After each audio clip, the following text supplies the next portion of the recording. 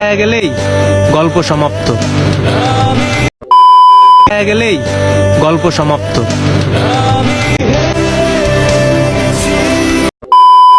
টাকা এবারে সুদ আর ভালোবাসা এবারে দুধ। তো hey guys, welcome back. I hope আপনারা সবাই ভালো আছেন আর আমিও ভালো আছি। তো আজকে আমি কথা বলবো এমন একজনকে নিয়ে যার প্যাকেট অনুযায়ী চিপস অনেক কম, আর আজকে আমি ফোটামো তার সবাই বম। আপন আপন ভাবি যারে সে ব্যথা দে আমারে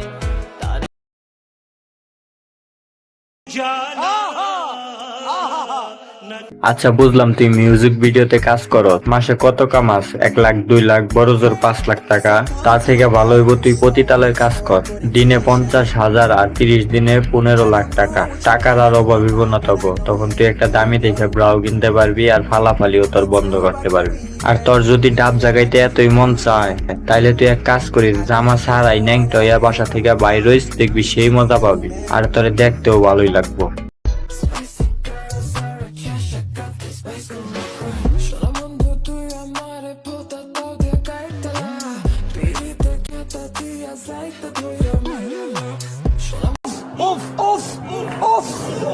শোনা বন্ধু, তুই আমারে তাড়াতাড়ি চুষতে আয়, আমার বোতাই বিগার বেশি, তাড়াতাড়ি চুষতে আয়। আচ্ছা ভাই, আমি বুঝি না ওর জামাইকে ওর বিগার মিটাইতে পারে না।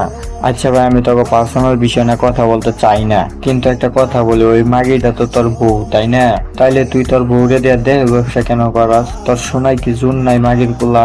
নাকি তোর শোনাই নাই যে তুই তোর বউরে দিয়ে দেহ ব্যবসা করাস? ভাই তুই কি পারস না বাহিরে কাজ করে টাকা ইনকাম করে তোর সংসার চালাইতে, যে তোর বউরে পাঠাস অন্য বেলার বিছনা গরম করতে? তুই যে তোর বউরে দিয়ে দেহ ব্যবসা করাস, এটা তো প্রমাণ হয়ে যায় যে তুই পুরুষ না, তুই এলাম একটা হিজলা, আর তোর আসলে শোনা নাই।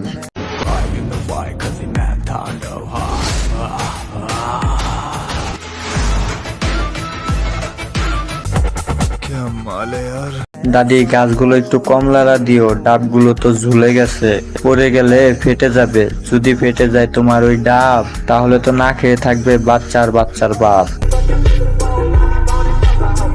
ভাই যতই বলি গালি দেব না, কিন্তু এইসব মাগিরে দেখলে মুখ দিয়ে অটোমেটিক গালি চলে আসে, গালি দিতে হয় না। আমি কি কাউকে গালি দিয়েছি? হয়েছে কি জানেন, পিঁপড়া আমাকে চিমটি দিছে, আমিও পিঁপড়াকে চিমটি দিচ্ছি। ওমা, দেখি মরে গেছে। বলি আর কি, যদি সহ্য নাই হয় তো করতে আসেন কেন? ভাই লাল কালার ফিতাটা দেখে মনে হইতাছে যেটা গুলিস্তানের 60 টাকা দেয় কিনা ব্রা, তার জন্য এত বেশি ফালাফালি করে। তোর কাছে যদি ব্রা কেনার টাকা না থাকে তাইলে আয় আমার কাছে, এক চুতন দিয়াও দিমুনি, ব্রাও কিনা দিমুনি অনেক দাম দেয়া, তাইলে আর তোর ডাব দুইটা ফালাফালি করবো না। ভাই চলুন ভিডিওর লাস্টে এই মাগির ভিডিওর কিছু কমেন্ট করে দেখি। এই সময় কম, শুরু করো। একটা বল দিবেন, ফুটবল খেলতাম আর কি। লোভ দেখিয়ে লাভ নেই, হাত মারা ছেড়ে দিছে অনেক আগে।